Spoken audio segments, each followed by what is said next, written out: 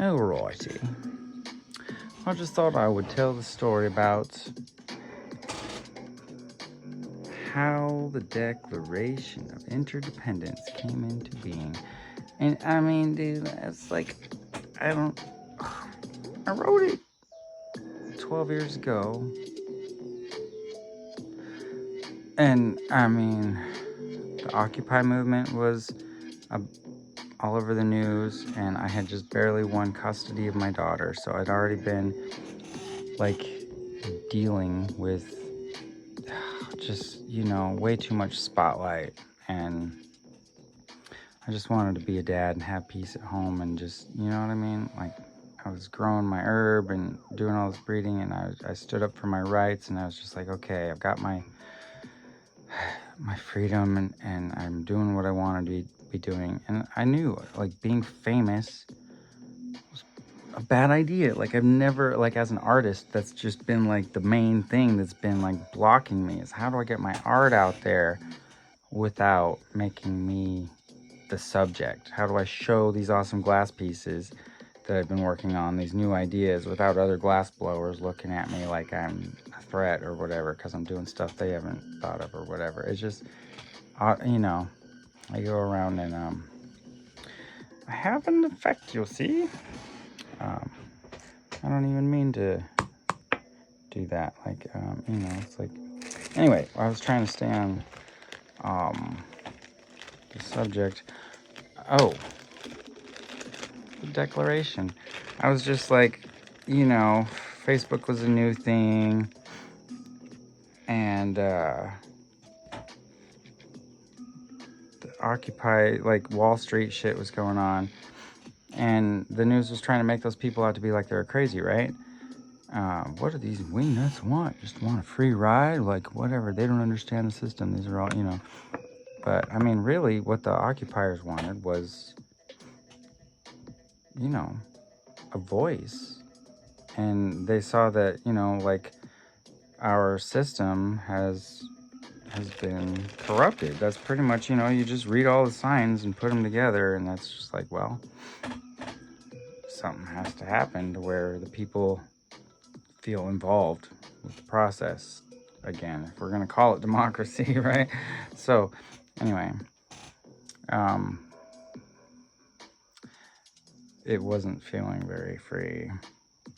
And yeah, right, the system, the economy has become God, really. It's like the country's main priority is to make sure that flow chart is always gaining. And that's, I think nature, like, has, a place for, like, you know, flourishing seasons and then droughts. Sometimes you have to be ready for both. So, and not be disappointed when it's a drought. It's like nature, So anyway, yeah, you just like, so the way I see it is we're in this paradigm of expectations, like the economy has to grow or else. And I mean, I don't know. It's, we back ourselves into a corner with the situation. So that's how, I was just like, well, the occupiers, the news is just making you guys to look at it like a bunch of wingnuts that just want a free ride, and they're trying to, disenfranchise your movement here. But look at how much momentum there are, dude. There were so many people on the streets. So, I mean, dude, just crying out for some kind of, like, we need to level the playing field so people have a chance to come up. It's like so rigged. The system is rigged. So I was feeling that and just fell for the housing market crash myself. I was like, who jinxed it? Probably January 2008 is when I bought my, it was supposed to be worth 400 and I got it for 350, 330.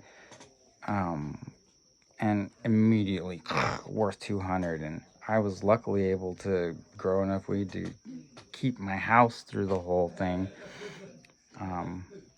Then when I needed to refinance, the bank wouldn't even, I never was late on a single payment, and the bank wouldn't even refinance me my own house, dude, because it wasn't worth what I still, after paying it off for a decade.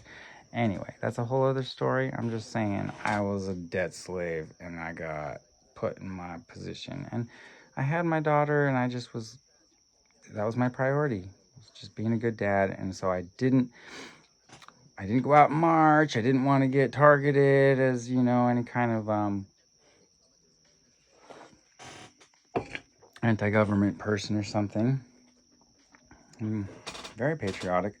I was like, well, really, let's just use democracy to fix this then. How do we, do we write laws to change the voting system? How do we approach this? We were joking about how people just won't even want to listen to, a difference in opinion, much less debate or have a conversation about different paradigms. It's very, like in this day and age, it's just becoming more and more rare to have people even able to have a conversation about different paradigms with, to be able to relay and talk about those all at the same time, because people are so quick to jump on a conclusion one way or another. And that, they just don't want to leave the conversation open as long as it deserves,